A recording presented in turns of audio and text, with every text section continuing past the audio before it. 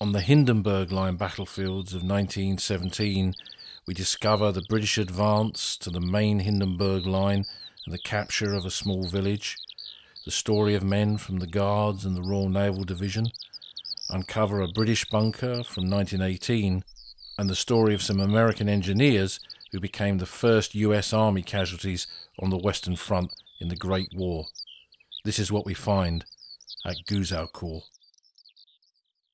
We're back on the Hindenburg Line battlefields in this episode, that ground where the Germans withdrew to in early 1917 following the outcome of the Battle of the Somme, and it was a scene of fighting later in that year in many different parts of the British sector, from Arras down to Saint-Quentin and, of course, around Cambrai, and it's those Cambrai battlefields that we're close to in this episode.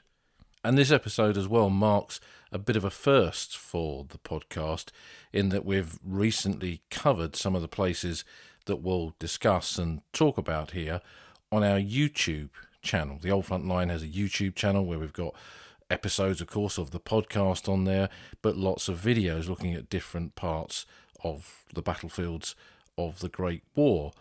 And the video that I made recently in some pretty cold weather at the beginning of this year, covering this ground between Metz and Gouzeaucourt and a little bit beyond that, is on the channel there, and I'll embed that into the podcast website page for this episode.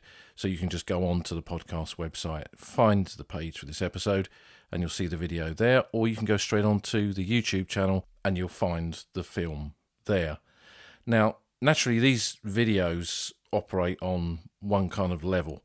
They're not the podcasts. They're a visual representation of some of the things that we do in the podcast. They're much shorter than the podcast. It's quite interesting to see the average length that people watch these things. Not that many get through to the end, and we're only talking about 7 to 10 minutes in most of these films. It seems the kind of attention level of many viewers is pretty short, but that doesn't matter. If they get something from the film, take that away, that's great. But they are only operating on kind of one level, and I hope really that one thing complements another. So with this episode, we're kind of getting a 360 perspective, really, or try to, with this part of the battlefield, by talking about it in greater depth with the podcast here, and then you've got a visual representation of what this route that we're going to walk is about by going onto the YouTube channel. And hopefully we'll be doing more of that as time goes on. And I want to take a brief moment there just to thank all of the podcast supporters who support us on Patreon and Buy Me a Coffee, who enable me to get all the kit and the gear to make those videos, to continue to record here and get new kit to make the sound better, and to research different aspects of the First World War and get over to the battlefields on a regular basis. So all of your support via those two methods really does help. But remember, everyone supports just by listening to the podcast, because that's what gets it out there and that's what gets it exposure, and that's what brings new listeners to it. And we seem to be getting a lot of new listeners of late, if the emails that I'm receiving are anything to go by. So that's a really, really good thing. And if you've just come to the Old Front Line podcast, then you're very welcome. And you've got a lot of episodes to go back through, and I hope you'll find that interesting. And I hope that you'll stick around, because although we're approaching 250 episodes now, we have only just touched the surface of the history of the Great War, and there's a lot more to talk about. But for now, let's get our virtual boots laced up, adjust that virtual pack, and head out onto the battlefields of 1917.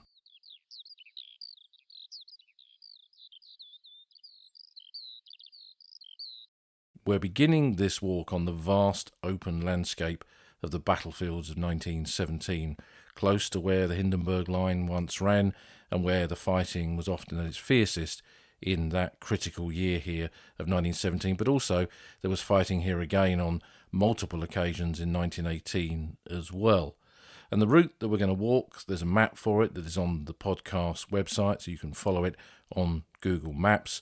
But first of all, as we always do, where are we? Well, we're standing by a roadside chapel overlooking the village of Metz-en-Couture. To our left is Havrincourt Wood. Beyond the rooftops of Metz, the ground drops and rises again. There's a village in the very far distance, which is Gouzeaucourt, and beyond that, some more high ground, and that's where we'll end up in this walk. But before we begin our walk, let's just remind ourselves of what the Hindenburg Line was. There is a previous episode about the Hindenburg Line, and you can go back to that to discover more.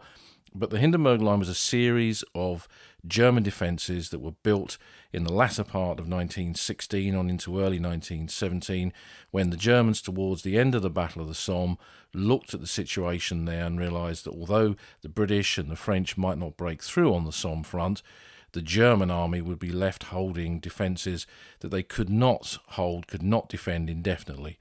So a decision was made to build new defences and then withdraw to those when they were ready. The Hindenburg Line was constructed during that cold winter, the coldest winter of the war, using forced French labour, using Russian prisoners of war that were brought over from the Eastern Front to work as labour units, under terrible conditions in which many of them perished, and also German specialist engineers to build the bunkers and machine gun posts and mortar positions and tunnel systems. And it was this vast system of over 100 miles of trenches stretching from near Arras down past Cambrai in the area where we are now, past Saint-Quentin, down towards Soissons.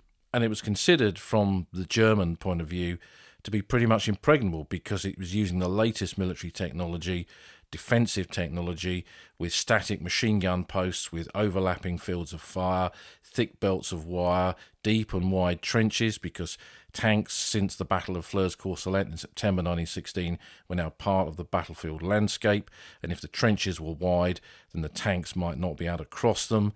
But despite this huge engineering project and the construction of these defences, as early as the Battle of Arras in April 1917, that proved that the Hindenburg Line was far from impregnable, and if the right decisions and the right tactics and approach to fighting and the lessons learned on the Somme were all put into place, then it could be breached, it could be taken, and it could be captured. But in the early part of 1917, the actual fighting on the Hindenburg Line itself was mainly in that northern area, in what became the Battle of Arras of April and May of 1917. The area where we are now, between Metz-en-Couture and Gouzeaucourt, was an area where the Hindenburg Line ran in that high ground in the very far distance beyond Gouzeaucourt itself.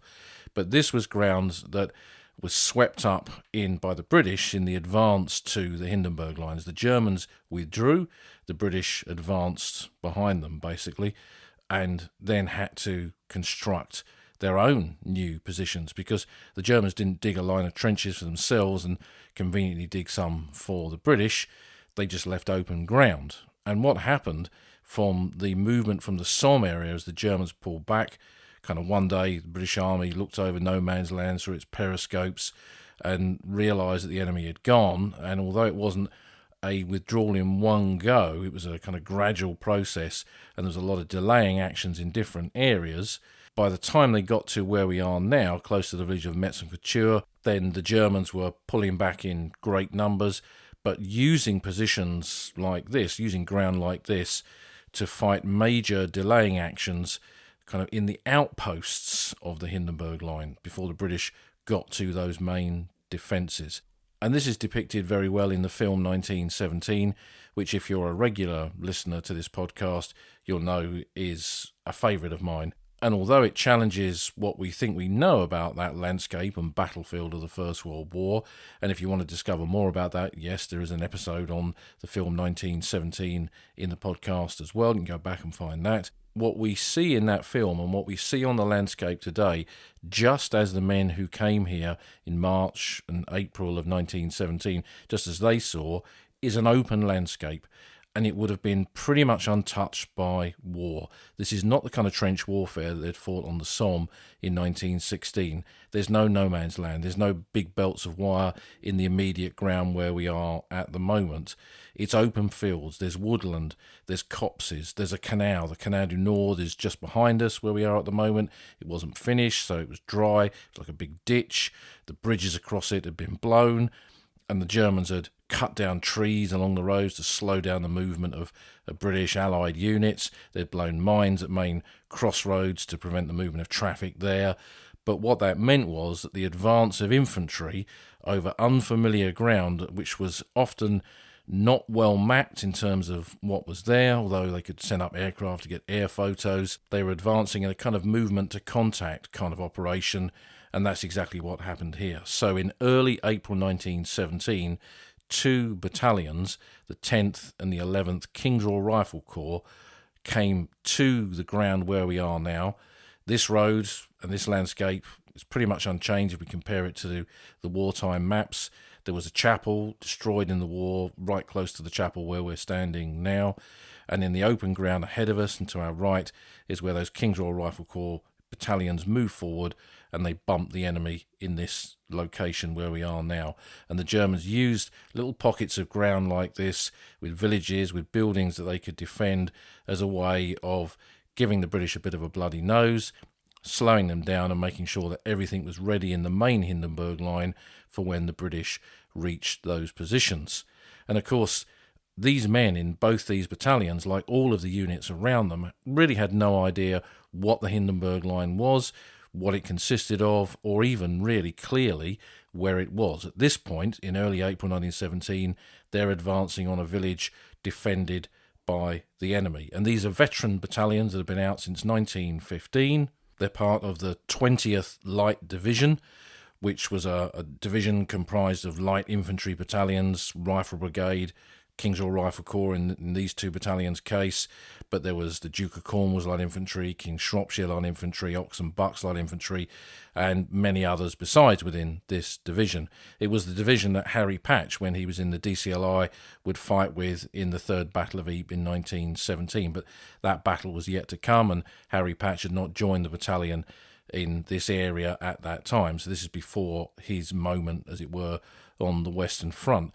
But it was a division that had fought extensively on the Somme in 1916. They have a divisional memorial on the crossroads near to the village of Ginchy and very close to Guillemont as well. So we're near Ginchy and Guillemont from the British Tommies' perspective. And the 20th Light Division, including the 10th and 11th Kingsroyal Rifle Corps, had fought extensively over that ground in August and September of 1916. Now, with great loss in some cases.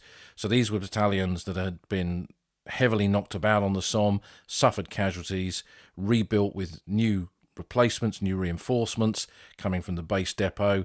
By the time they were in action here at Metz, they would have contained quite a number of conscripts, which began to arrive in all British units during that winter of 1916-17, following the introduction of conscription earlier in that year.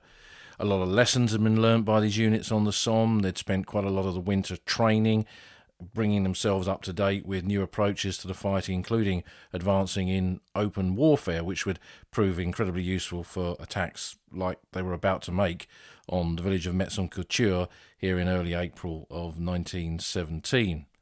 So what we've got to kind of tell us more about this is, of course, the war diaries of the units, but the Kingsroyal Rifle Corps published something called the Kingsroyal Rifle Corps Chronicle throughout its existence and history, and there are wartime volumes for each of the wartime years.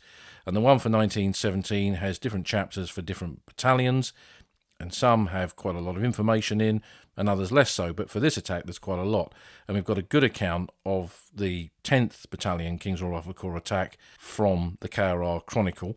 And they moved up to positions close to where we are now, close to this chapel, close to this open ground on our right, close to Havrincourt Wood on our left. And this was the morning of the 4th of April, 1917. And the account from the Kingsroyal Rifle Corps Chronicle reads as follows.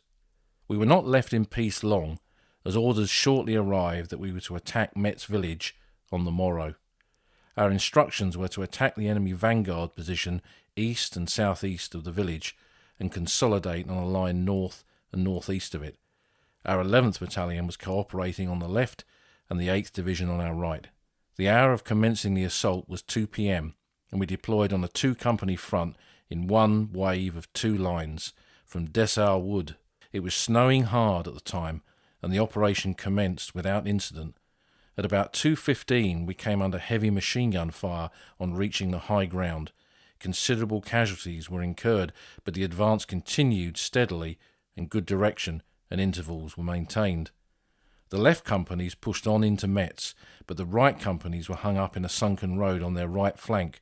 This road was soon cleared, but the enemy strongly counterattacked from the southeast, and after inflicting heavy losses, drove out our right company. The situation for the moment was rather serious. Our right flank was in the air, nothing could be seen of the division on our left, and the enemy were in behind our right forward company in unknown strength. A message was then sent to the right flank to send a party back to deal with the intruders behind them, and a company of the 10th Rifle Brigade, then established 500 yards north of Desard Wood, was also ordered to deal with the situation. The latter were ordered to assault the road from a southwesterly direction. However, the situation cleared as prior to their arrival the Boche had either surrendered or retired towards Gouzeaucourt Wood, and the company was ordered to form a defensive flank in this area. The operation was quite a brilliant success, but our casualties were severe. All our objectives were taken, together with 30 prisoners who belonged to a mix of different German regiments, and some useful and welcome stores in the form of food, drink, solidified spirits, and cookers. So that was the account from the King's Royal Rifle Corps Chronicle, and when we kind of pick through the details of this battle, this kind of short, sharp action in which the units moved forward, came under enemy fire, got stuck up on the right part of the battlefield to the kind of southern area of Metz village, and then as soon as they brought up reinforcements to deal with it, the Germans then pulled back. This kind of action was not untypical in the German withdrawal to the Hindenburg Line, where they'd bump the British as soon as they came into view, fight them stiffly for a short period of time, and then seemingly give up and pull back. And this, I think, was just to kind of keep the momentum of battle going, but on their terms, really. And the 10th King's Royal Rifle Corps Battalion, for example, and this gives you an idea of the kind of casualties that were suffered in these sort of actions, they'd lost 5 officers killed, 1 officer died of wounds, and 2 officers wounded, so 6 officer fatalities, which kind of hints at the toughness of the battle here, because officers were going in to try and rescue the situation, determine the course of battle, and paying for it often with their lives. But on top of the officer casualties, there were 22 men killed, 128 wounded, and 20 missing. So I think this kind of gives us a bit of an insight into what is largely a forgotten period of the First World War, that kind of gap between the end of the Battle of the Somme and the fighting in 1917 on these Hindenburg Line battlefields. And it wasn't just great big attacks with huge operations.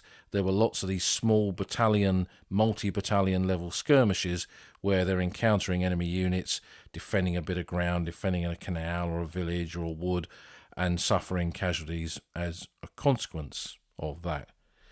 So from here, from this chapel, we've got a really good view of this battlefield, and we can see the village of Metz-en-Couture ahead of us. And we're going to walk down the road now into the village itself. We'll get a good view of the vastness of Havrincourt Wood to our left, this huge bit of woodland that dominates this southern part of the Cambrai battlefield, half of it in the British lines, the other half in the German lines, with bits of the Hindenburg Line running through it in places as well.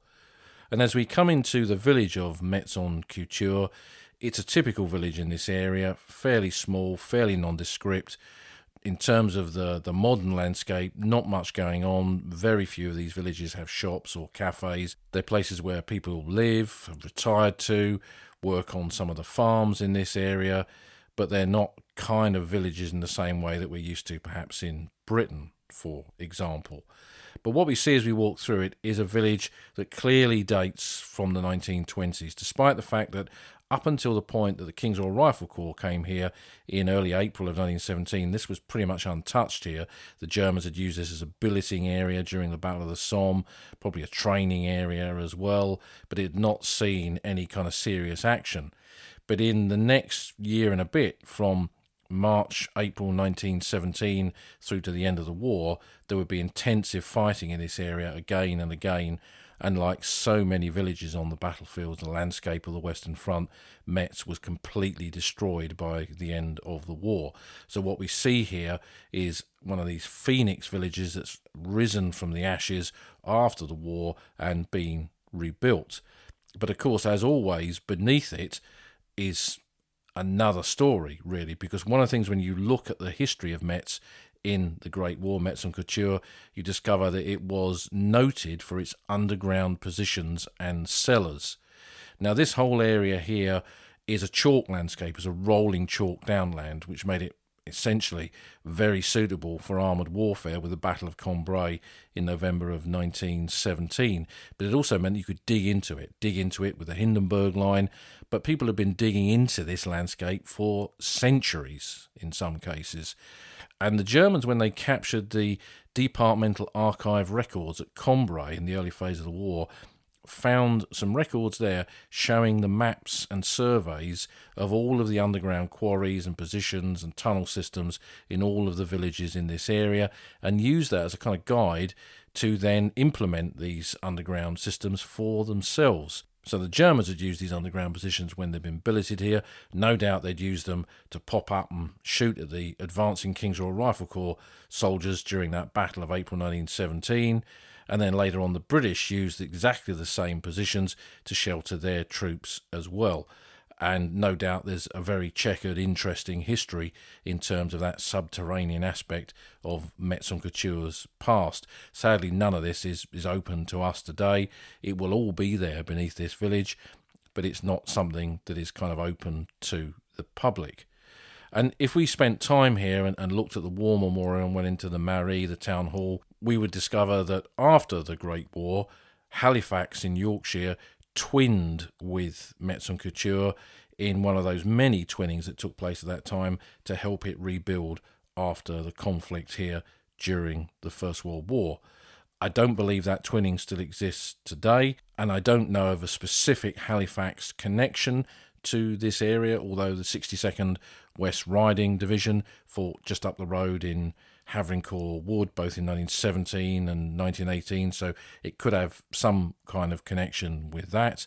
But places like Halifax helped villages like this literally rebuild themselves, provided essential services for them, and then funds to help the villagers with things that they needed to rebuild their lives and rebuild their homes. Another kind of fascinating aspect of the aftermath of the Great War. But we'll continue through the village now into the ground just beyond it, where the road drops away and a large civilian cemetery comes into view on the right-hand side. And just past that, we come to a British plot, which is Metz-en-Couture Communal Cemetery Extension. Now, the village of Metz, as we've said, was captured by the 10th and 11th King's Royal Rifle Corps on the 4th of April 1917. It was then retaken by the Germans on the 23rd of March 1918 during the Kaiserschlacht, during the Kaiser's battle, and then recaptured again by Allied troops, in this case New Zealanders from the 1st Otago Regiment, on the 6th of September 1918. So you'll see that even after these battles here in 1917, there was much more action still to come, and that's why Metz, like so many places, was just blown off the map.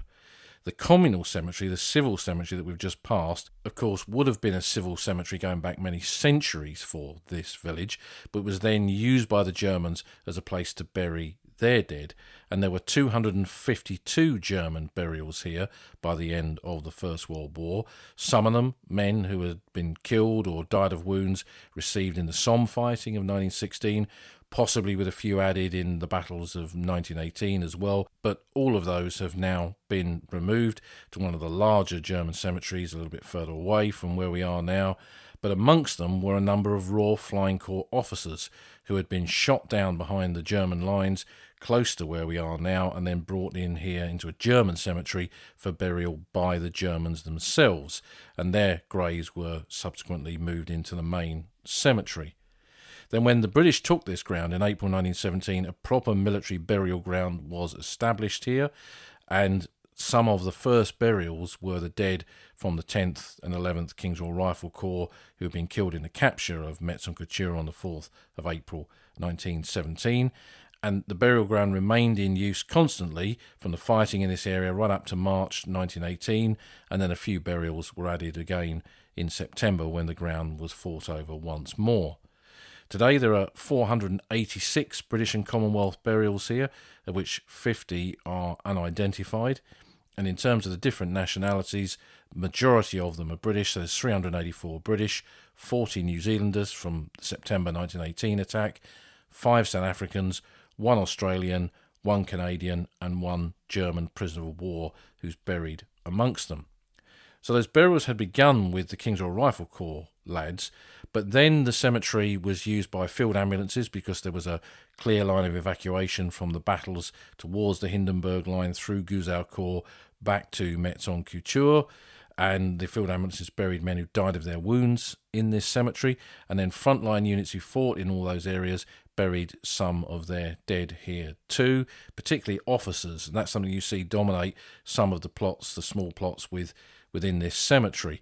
So you see quite a lot of men from the Guards division who fought around Gouzeaucourt in November and December of 1917, and then quite a lot of men from the Royal Naval Division, that division of infantry formed from sea sailors, Royal Naval Volunteer Reservists and Royal Marines. They served up on a place called Welsh Ridge, just beyond Gouzeaucourt, close to the village of Lavackery, and some of their dead from that action were brought back here for burial as well. Now, many who come to cemeteries like this, particularly isolated ones, often come because there is a specific personality or individual that they've come to see, and Victoria Cross recipients can often be at the kind of top of that list. And there is one buried here that connects us to some of the story of this bit of ground beyond Gouzeaucourt in 1917, and that's the grave of Captain George Henry Tatham Peyton, VC, MC. Now, Peyton was from Surrey, and he'd served with the 4th Battalion Grenadier Guards. He'd been in action quite a few times in 1916 and 1917, and he was awarded a posthumous Victoria Cross for the German counter-attack on the Guards' positions on the 1st of December 1917. And his citation reads, "For most conspicuous bravery and self-sacrifice, when a unit on his left was driven back, thus leaving his flank in the air and his company practically surrounded, he fearlessly exposed himself to readjust the line, walking up and down within 50 yards of the enemy under a withering fire. He personally removed several wounded men and was the last to leave the village. Later, he again readjusted the line, exposing himself regardless of all danger the whole time, and when the enemy 4 times counter-attacked, he sprang each time upon the parapet, deliberately risking his life and being eventually mortally wounded in order to stimulate his command. After the enemy had broken through on his left, he again mounted the parapet and with a few men who were inspired by his great example, forced them once more to withdraw, thereby undoubtedly saving the left flank." Now that is a really kind of fighting citation, and it links into an action that we're going to see or talk about at the end of this war, where the Welsh Guards go up to capture a bit of ground and the 4th Grenadier Guards are fighting on their flank.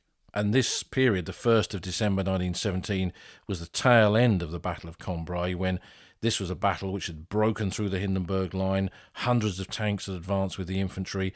It had seemed successful, and then the Germans reorganised their forces and fought a counter-attack that pushed the British back, in some cases back to not just their original starting positions, but in several places beyond those starting positions.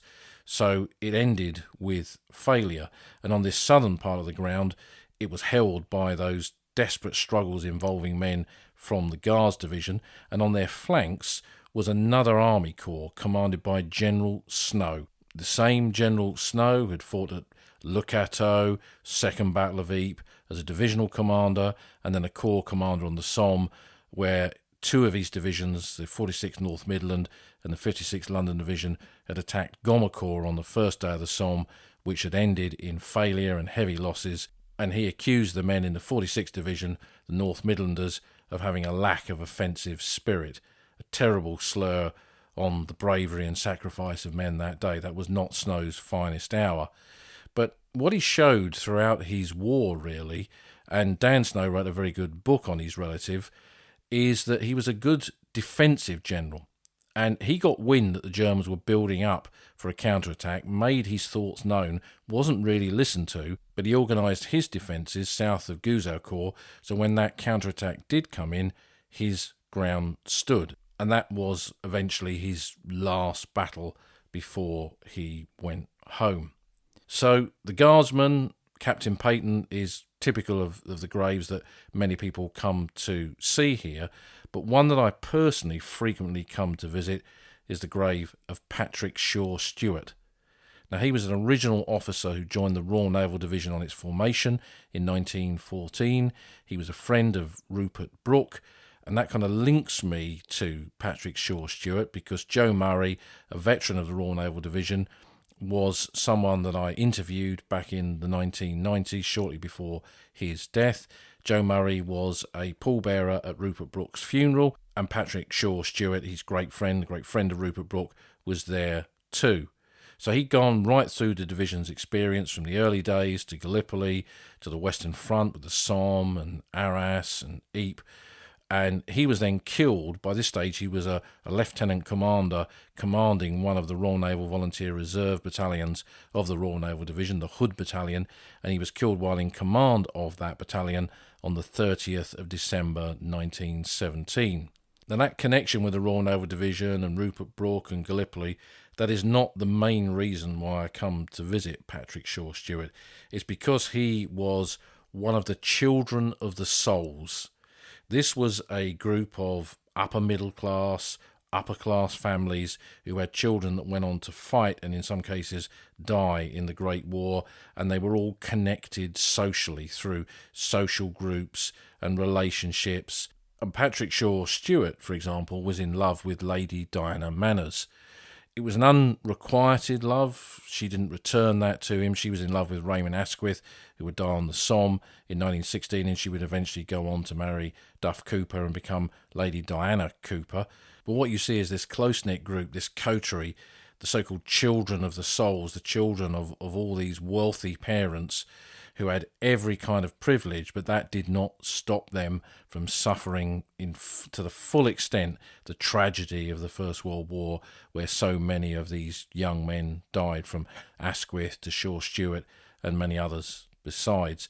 And the women left behind, like Diana Manners, had to really come to terms with the aftermath of all this, really live for the rest of their lives in the shadow of loss, the shadow of grief, and in the shadow of that watershed moment for the aristocracy, for the wealthy families of Britain, who had to live with the full tragedy and outcome of what the war meant to them on so many different levels. And the book, The Children of the Souls, which I refer to in the video, is something I would recommend, and I'll put a link to that on the podcast website page. It's out of print, but you can get it in the usual places. But returning to unit histories, we heard from the King's Royal Rifle Corps Chronicle the account of their attack at Metz-en-Couture. The Royal Naval Division published a one-volume history just after the war, which is quite a good one, been reprinted several times, and I've got a copy that belonged to a soldier who served with the Royal Naval Division, and Patrick Shaw-Stewart is mentioned in there quite a few times, and this is the account of what happened to him as his war came to an end and he was killed. It says, of Patrick Shaw-Stewart's end, a full account is contained in a letter from Lord Alexander Thynne. In the first moments of the barrage preceding the great German attack, Shaw-Stewart was slightly wounded, but he insisted on going round his line and seeing for himself that everything was ready in case the enemy attacked. Then a shell burst on the parapet close by him, and death was instantaneous. Commander West and Alan Campbell were killed by a shell falling at the entrance of their headquarters as they too were moving up to their front line. And just as an aside, they're buried close to Shaw-Stewart in Metz-en-Couture Communal Cemetery Extension. But coming back to the Royal Naval Division account, Shaw-Stewart was less well known to most of the Naval Division than was Alan Campbell, who with his genius for friendship, his invariable high spirits, his audacious temperament, equally auspicious on the battlefield and at the card table, was a tradition in a division where personalities were not rare. Shaw-Stewart's death meant less, perhaps, to those in France at this time, but it closed a brilliant and tragic chapter in the history of more than just the naval division, of that small band of scholars, musicians, poets and men of letters who had served in the naval division in Gallipoli. He had been almost the last survivor. And I think for me also, that is kind of the power of visiting graves like this. I've been to Gallipoli many times. It is a very affecting battlefield. All of these landscapes of the First World War are, but there's something about the beauty of Gallipoli when you see there it's a kind of timeless landscape. And when you sit by one of the beaches and you watch the sun melt into the Aegean Sea, you know you're seeing scenes very similar to the men who were there in 1915. And visiting the graves of men who you know served at Gallipoli, have a connection to Gallipoli, is something that I kind of almost go out of my way to do because of what that battlefield means to me, knowing that they once too stood on those Gallipoli shores and saw those scenes in a very different world, of course, in 1915. And men like Shaw-Stewart, perhaps like all of the graves in this cemetery, he's a what-if of the Great War. What would he have gone on to achieve in that privileged life of his, and how service here on the Western Front at Gallipoli, how would that have changed him, changed his view of ordinary men?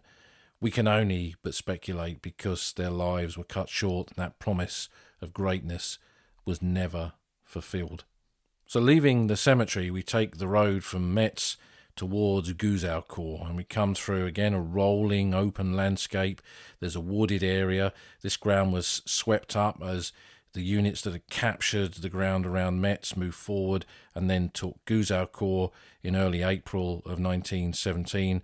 And beyond that, the high ground that we can now see in the distance as we approach the outskirts of Gouzeaucourt village, beyond that skyline is where the main Hindenburg Line was sighted, and where the battles for the rest of the war would pretty much revolve around that ground. And Gouzeaucourt is identical to Metz in that it was completely smashed to oblivion by the end of the First World War, and we're looking at a village that was likewise rebuilt in the 1920s, with on the face of it very little to testify to the Great War. There is a British cemetery to the south of Gouzeaucourt. That's another visit for another day. But we're going to go into the main body of the village and then take a minor road off to our left into the Rue de l'Est. And that'll bring us down to a very rare bit of battlefield archaeology, which is a British bunker dating from 1918. Now, bunkers are defensive technology, and although the British did build concrete structures, I mean, we're standing in front of one now, they were much rarer than German bunkers. The Germans, fighting a defensive war for most of the conflict, built huge amounts of defensive technology, bunkers and tunnels and machine gun posts, artillery positions, observation posts, everything you can imagine. And if you go to some battlefields, like the Albers Ridge battlefield, there are literally thousands of bunkers across those kind of landscapes. And no one's ever calculated the entire number, but if you went along all 450 miles of the Western Front, the former Western Front today, you would probably find thousands, if not tens of thousands, of concrete structures along that front built by the German army during the conflict. Compare that to the British, it's a much smaller number.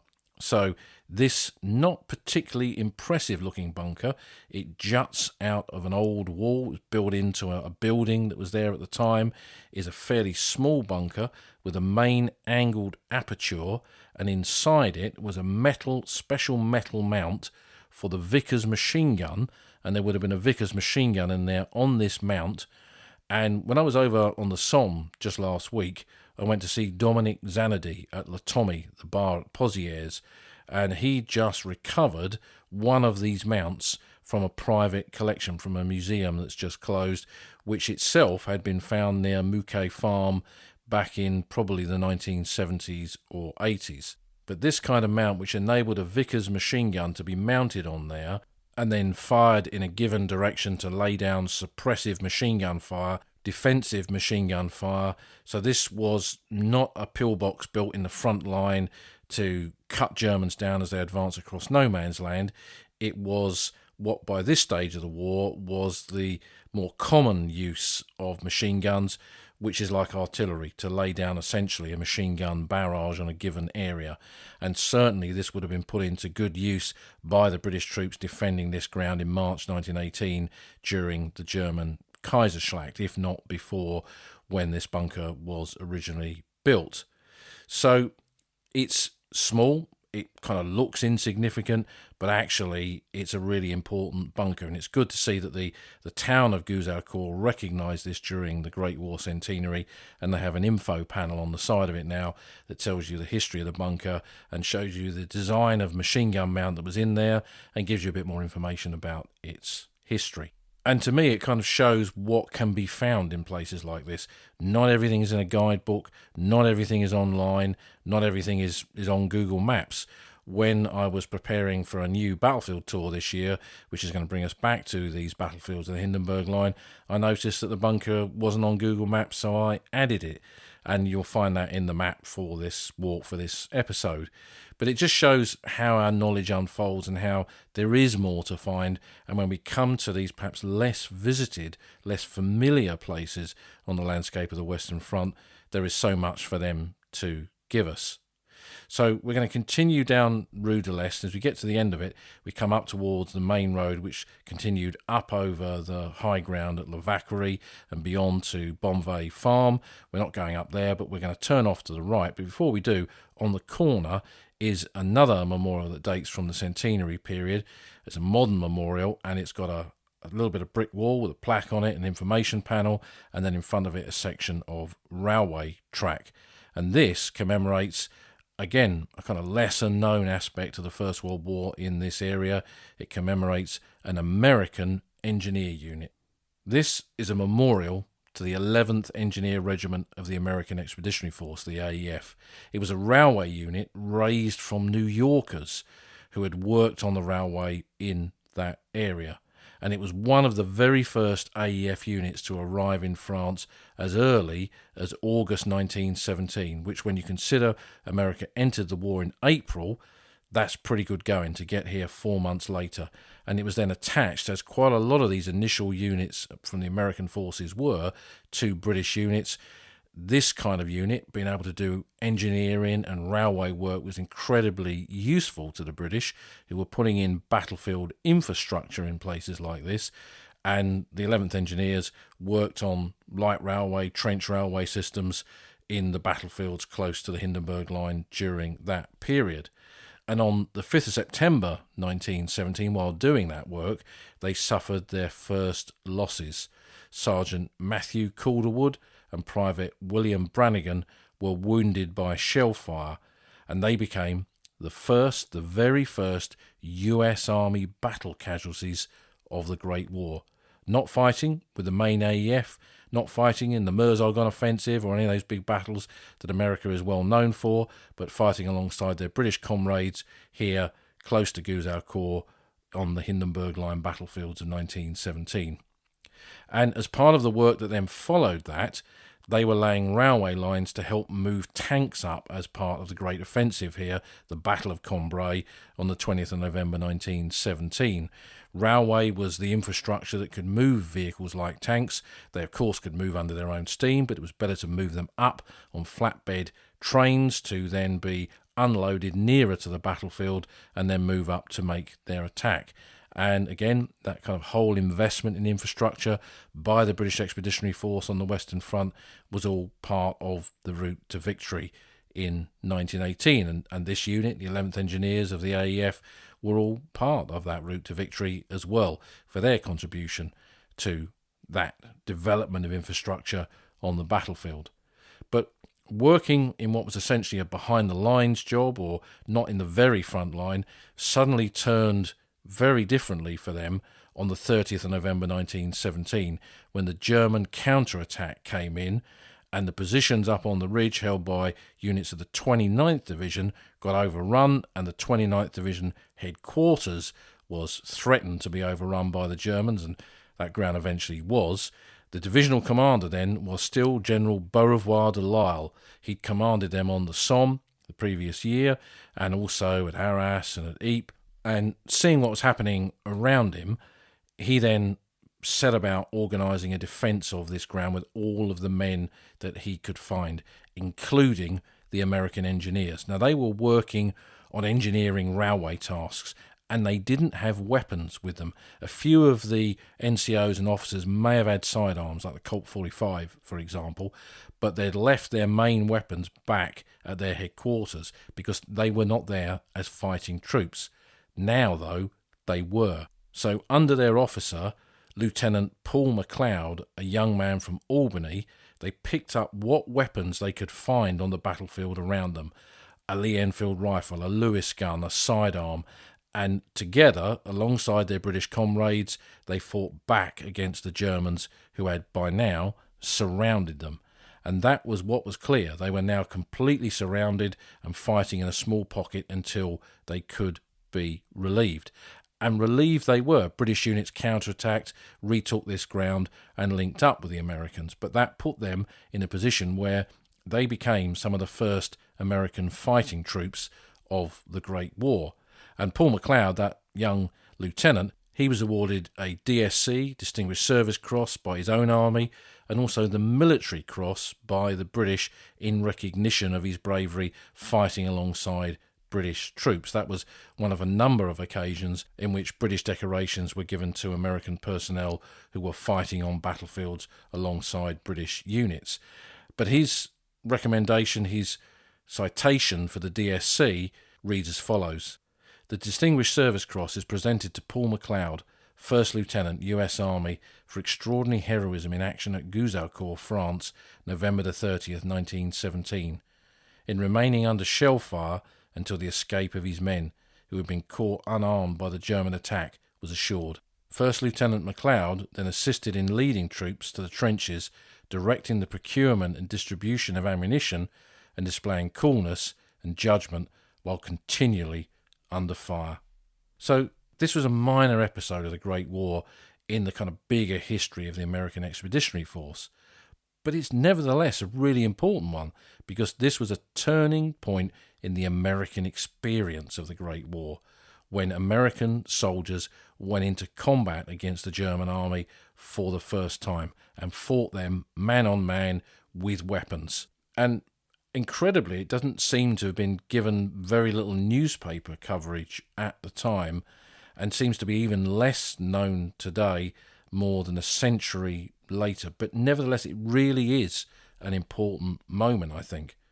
I don't know exactly how many of the 11th Engineers died in this fighting at Gouzeaucourt, but what I do know is that 5 of them are buried or commemorated in the Somme American Cemetery at Boney, just down the road, including Private First Class Dalton Ranlett, whose remains, interestingly, were found as late as 1955. Now, we tend to think that it's only British and Commonwealth soldiers that are recovered years after the Great War and reburied, but this happens with all combatant nations. Who knows what happened at Gouzeaucourt for his remains to be found? Perhaps it was a new hangar for a farm complex, a new house. A road was worked on, some ditches were dug out for a farmer. I mean, who knows? But he'd been found nearly 4 decades after he'd been killed there at Gouzeaucourt, and a decision was made for him to stay with his comrades. I like to think that the family were involved in that. And it's another example, even in the 50s, of how the pages of Great War history were still turning. So from the American Engineers Memorial, we're going to walk up the route to Gonolieu. Gonolieu is the next village ahead of us beyond the crest we can see in the distance. And we're going to walk here uphill to where we find a modern water tower just on the right-hand side of the road. Now, that's got no significance in this story, but behind it, there's a playing fields area where we can stand to have excellent views across this part of the battlefield. We can look back, across and down into Gouzeaucourt itself. Beyond that, back towards Metz-en-Couture and that rolling downland with the woods. We can see Havrincourt Wood in the fast distance, that big black shape of that large area of woodland. And then to the north, we can see the main road continuing from where the Engineers Monument was up over the high ground where that main Hindenburg Line ran, and close to Lavackery. Beyond that is Welsh Ridge, and that's where Patrick Shaw-Stewart was killed. But it's not there. It's not that ground that we're looking at. It's the slope beneath us, the rising ground that we've just walked. That's what's significant here. Fields like these hold so much history, but at times, when you casually drive past them or walk by them, they can appear as nothing to the untrained eye. But this was ground that came to mean everything to the men of the Welsh Guards in December of 1917. The Germans had captured Gouzeaucourt in that counterattack, that village that's behind us where we're standing now. And this high ground above Gouzeaucourt was also in their hands, and it needed to be taken back, because if the Germans commanded this, they commanded Gouzeaucourt and all the ground beyond it. The Guards division had taken some deadly blows in that German counterattack, and all of their battalions were very much under strength. And what was required here was an assault to retake this position where a trench ran where we're standing now. There was the remains of its wire, and of course the positions from which machine guns could be employed to put any attack down if it tried to recapture this position. The field of fire really is the key to the defence here, and we can see that today and see what that potential field of fire was when we stand looking across these slopes down into Gouzeaucourt village. And so the attack would involve a very much under-strength Welsh Guards battalion who would attack with the 4th Grenadier Guards on their left, which had Captain Peyton in it, and it was also commanded by Lord Gort, who would go on to be awarded the Victoria Cross not far from where we are now in September of 1918, and later in his military career, of course, command the BEF in the Battle of France and the withdrawal to Dunkirk in 1940. But those units would also be assisted by a Mark IV tank, which would come up in support of their assault in the area where the Welsh Guards would come up these slopes. And again, unit histories are really good for kind of layering the history in places like this, and the history of the Welsh Guards takes up the story. There was some wire halfway up the hill, which caused a certain bunching while the men got through the weak parts. And what had not been known before, there was a false crest to the hill, or, to be more accurate, a deep re-entrant in the ridge from the northwest. The enemy occupied the slight depression which lay in front of the apparent crest, and as the first wave of men reached the first skyline, starlights went up from all sides, and a perfect hurricane of machine gun fire broke out. It was devastating. Officers and men fell in a line. The scene was beyond anything that had ever been met with. The ground was thick with dead and wounded men. Curses and groans and shouts mingled with the hurricane crackle of the machine guns. And then in the weird light of star shells, in the foggy dawn, a crowd of men began to stream down the hill. They were the wounded. Now that presents a nightmarish vision of what this attack of an understrength battalion going up these slopes, what it had become as the Germans had opened up with their machine guns. So the reserves, what little reserves they had, were then deployed. And this was the Prince of Wales company of the Welsh Guards, who then took up the fight and, assisted by the tank, pushed forward. The tank was a Mark IV mail tank, so it was laying down 6-pounder high explosive fire into the German positions and opening up with its Lewis machine guns as well to lay down a devastating amount of fire into the German positions. As the mist had lifted a bit, it had a better view of the battlefield, as did the Welsh Guardsmen, and they pushed hard. And the trench from where all the machine gun fire had come from, this re-entrant that was on the very crest of this ridge, was taken in cooperation with the infantry moving on it, protected by the fire of the tank and the Germans pulling back. And then when they captured it and took some prisoners, they found men from a number of different units, and they also captured 26 machine guns in this trench, which gives you an idea of the kind of amount of firepower that the Germans were laying down into the Welsh Guardsmen as they advanced up those slopes. As the Welsh Guards history says, Of the 370 men who started to storm the hill, 248 were down in the first 3 minutes. 57 died where they fell. But the German counterattack had been held and repulsed, at least here. The sacrifice of the guardsmen, of the Grenadier Guards, the loss of Captain Peyton, and the loss of all these Welsh Guardsmen on these slopes retaking this ground between Gouzeaucourt and Gonolieu, it hadn't been in vain. The Germans had been pushed back and their offensive stopped. When we examine the landscape of the Great War, and landscapes like these over which we have walked today, much of it can seem to have little clear meaning at times. But it is only when we bring that landscape of the past together with the one that we know today and layer it with the history from the books and the unit histories and the archives, as we have done here, that the true meaning of obscure places like these can be understood.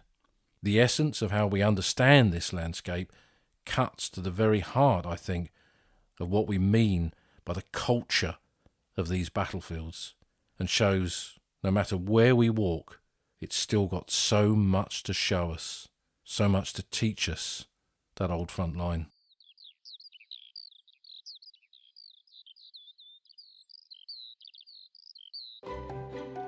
You've been listening to an episode of The Old Front Line with me, military historian Paul Reed. You can follow me on Twitter at Somcore. You can follow the podcast at Old Frontline Pod. Check out the website at oldfrontline.co.uk, where you'll find lots of podcast extras and photographs and links to books that are mentioned in the podcast. And if you feel like supporting us, you can go to our Patreon page, patreon.com/oldfrontline, or support us on Buy Me a Coffee at buymeacoffee.com/oldfrontline. Links to all of these are on our website. Thanks for listening, and we'll see you again soon.